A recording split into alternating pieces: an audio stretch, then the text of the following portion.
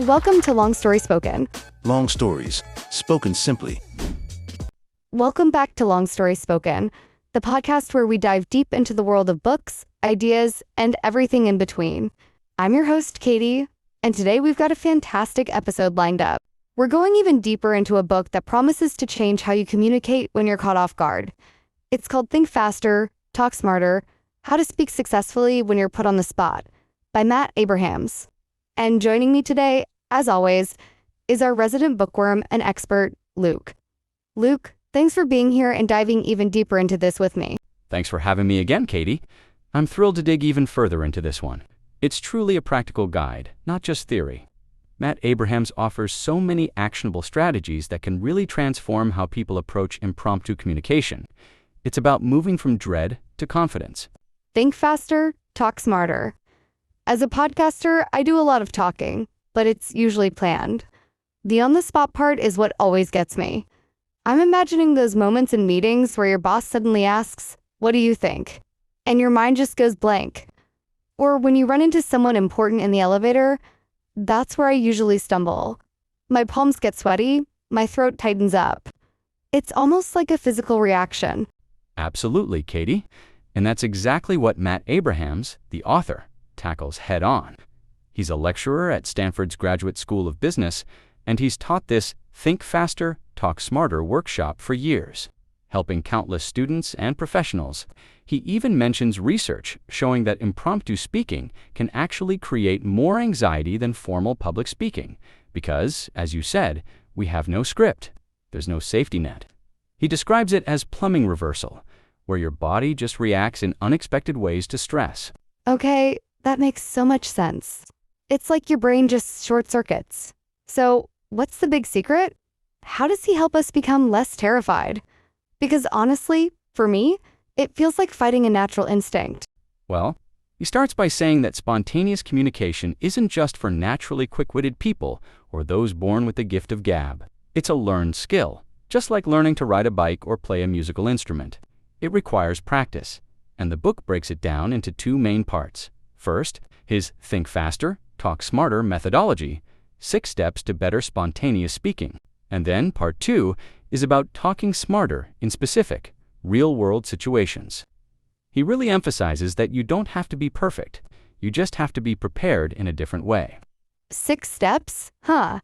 That sounds manageable. Almost like a recipe. I'm intrigued.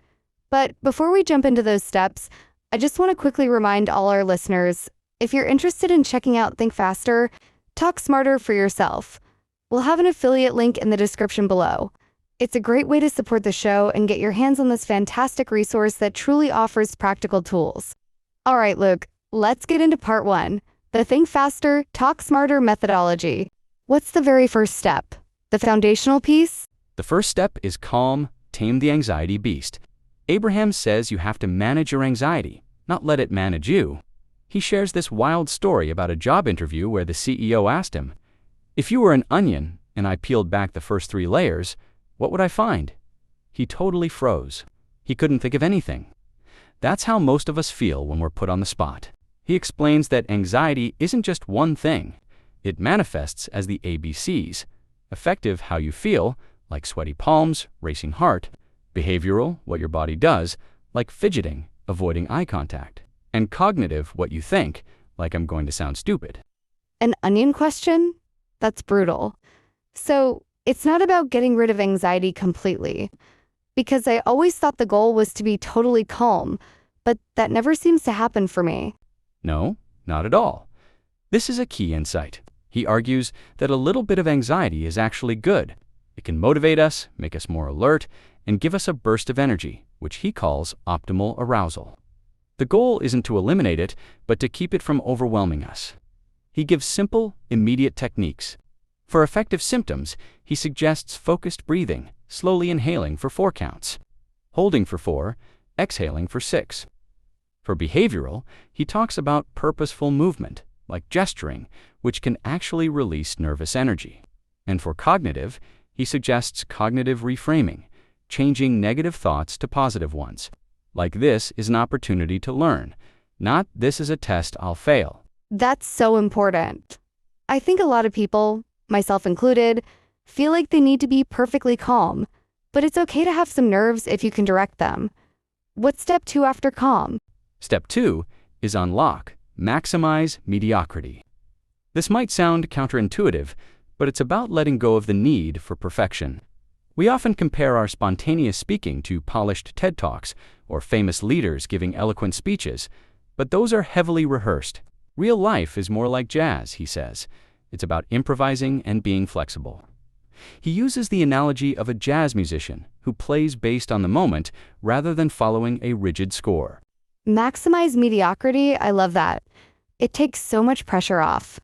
I always think I need to have a brilliant, perfectly worded answer, and then I just say nothing because I can't come up with it. It's the enemy of good. Exactly, he says striving for perfection actually makes us communicate worse because we're so focused on trying to remember an ideal script that we miss what's happening around us. We lose the chance to be authentic and connect. He even points out that people are generally more forgiving of minor stumbles in spontaneous speech than we imagine. It makes us seem more human. Okay, so calm your nerves. Unlock your inner imperfection. What's next? Step 3 is redefine. Mind your mindset. This is about changing how you see these spontaneous speaking situations. Instead of threats, see them as opportunities. He talks about something called a growth mindset, a concept popularized by Carol Dweck, which is the belief that your abilities can be developed through dedication and hard work. If you struggled with something, instead of thinking, "I'm bad at this," you tell yourself, "I haven't mastered this yet." Not yet. I like that. It sounds like a kinder, more empowering way to talk to yourself.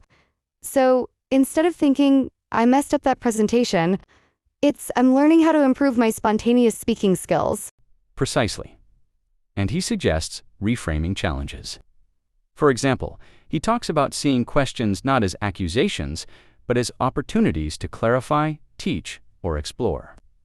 He brings up the example of comedian Trevor Wallace, who actually embraces hecklers because those unique, spontaneous moments often lead to hilarious, unscripted bits that he never would have found otherwise. It's about shifting from a performance mindset to a conversational mindset. That's a brave mindset. What about interacting with others? Is that covered, or is it all about your own internal process? It's absolutely covered. Step 4 is listen. Don't just do something, stand there. This is about active, empathetic listening. He emphasizes that you need to truly understand what the other person is saying, and even what they aren't saying, their underlying needs or emotions. It's not just about waiting for your turn to speak, or formulating your response in your head while they're talking. He calls it deep listening, truly absorbing the information. That's a big one.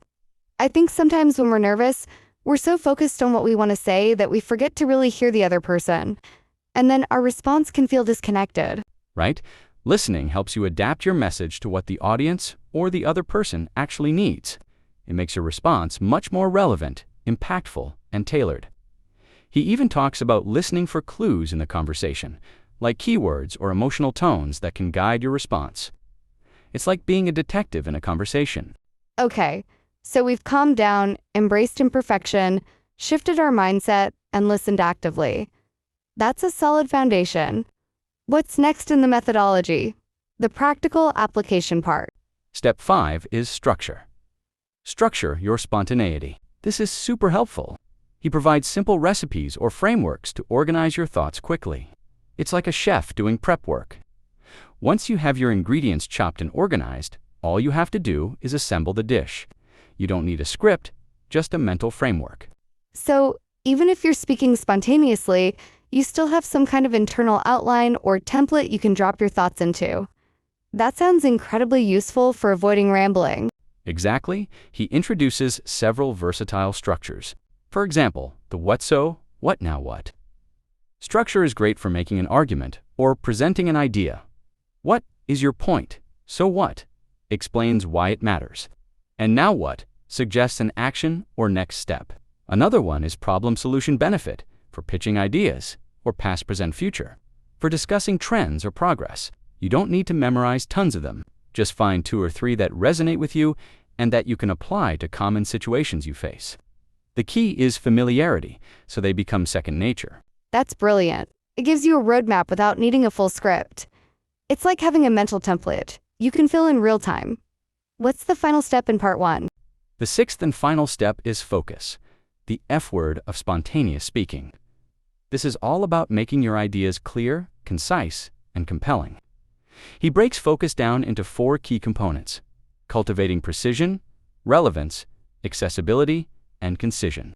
Don't ramble. That's a challenge for me sometimes. So it's about getting to the point quickly and clearly without unnecessary fluff. Yes, for precision, he talks about using specific language, avoiding vague terms. For relevance, ensure what you're saying directly relates to the context and the audience's needs. Accessibility means using language everyone can understand, avoiding jargon, and perhaps using analogies. And concision means getting to the point quickly, removing unnecessary words. He even talks about using metaphors and analogies to describe complex tasks more simply and with fewer words, making your message sticky and memorable. It's about impact per word. That wraps up part 1, the core methodology. It sounds like a fantastic framework for anyone feeling overwhelmed by spontaneous speaking. Now, let's move into part 2, talking smarter in specific situations. This is where he applies these principles to real-world scenarios, right? So, what's the first application in part 2?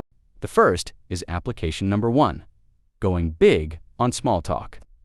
He emphasizes that small talk isn't just idle chatter or something to get through. It's how we build rapport, establish trust, and connect with people on a human level.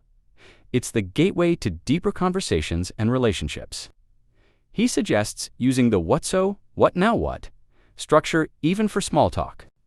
For instance, what's the latest project you're working on? What? It sounds like it's challenging but rewarding. So what? What are your next steps with it? Now what? That's a game changer. I always dread small talk, feeling like I have nothing interesting to say or that it's just a waste of time. But framing it as what so, what now what gives it purpose and a direction. It makes it feel less random and more like a real interaction. Right? And he talks about making conversations about others rather than just yourself. He suggests the Ford method for topics: family, occupation, recreation, dreams. These are generally safe and engaging topics for most people. The key is to ask open-ended questions that invite more than a yes or no answer, and then to truly listen to their responses. Okay, what about those high-pressure moments, like speeches at weddings or events? What's application number 2? Application number 2 is toasts that tantalize and tributes and introductions to. He gives a clear, simple structure for these. First, state your purpose, why you're speaking.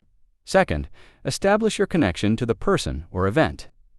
Third, share a relevant anecdote or two that illustrates a positive quality or a shared experience. Fourth, offer a brief lesson or insight derived from that anecdote. And finally, propose a toast or offer well wishes. It's all about telling a short, impactful story. Anecdotes are definitely key for toast, I think. They make it personal and memorable, and people connect with stories more than just facts. What about pitching?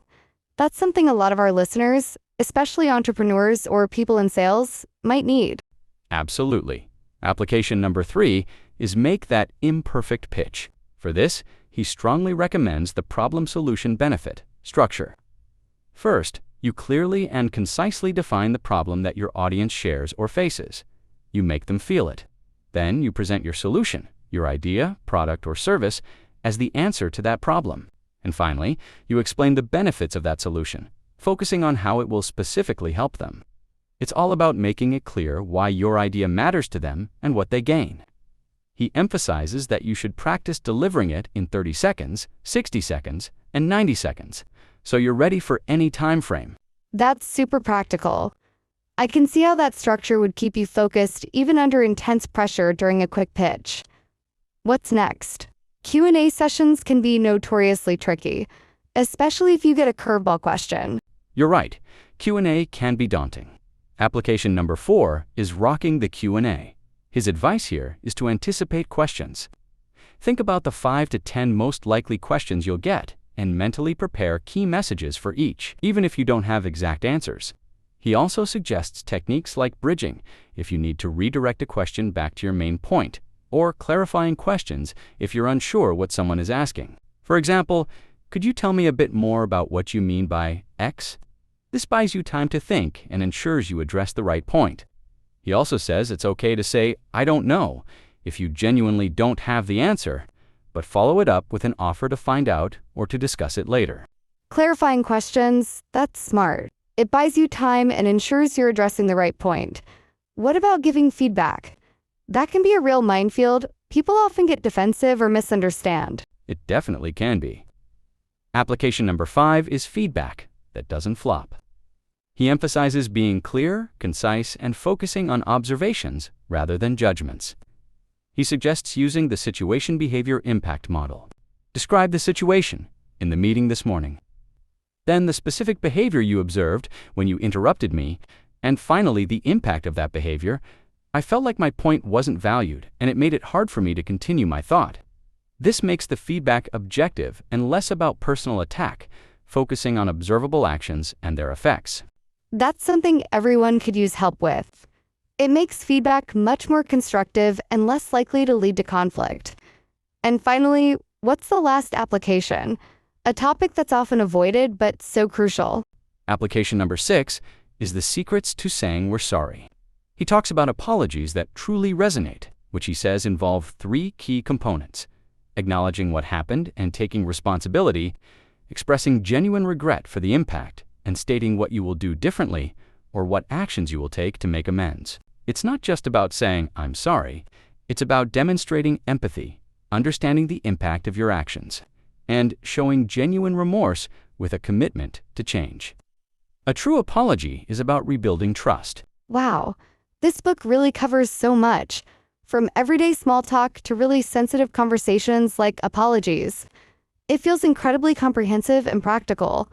It sounds like Matt Abrahams has put a lot of thought into actionable advice that anyone can immediately start using. He has, and what makes it truly effective is his emphasis on practice. He says that learning spontaneous communication is like learning a sport or a musical instrument.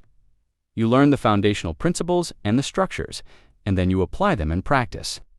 You might not hit a home run every time, you might miss a note, but with consistent effort, you'll get better and better, and you'll feel much more confident about the effort and the outcome. It's about progress, not perfection. I love that analogy. It takes the pressure off aiming for perfection and focuses on continuous improvement. Luke, thank you for walking us through Think Faster, Talk Smarter in such detail. I feel like I've learned so much just from our conversation. My pleasure, Katie. I truly believe this book can help so many people feel more confident, less stressed, and more articulate when they're put on the spot. It's a resource I keep coming back to. And that's our show for today. If you want to grab your own copy of Think Faster, Talk Smarter, How to Speak Successfully When You're Put on the Spot, remember to check out the affiliate link in our description below. It supports the podcast and gets you access to some truly valuable insights that can transform your communication. Also, if you enjoyed this conversation and found it helpful, please remember to like this video, share it with your friends, and subscribe to Long Story Spoken. For more great content like this, we love hearing from you. So leave a comment below with your thoughts on spontaneous speaking or any books you'd like us to cover next. Until next time, keep thinking faster and talking smarter.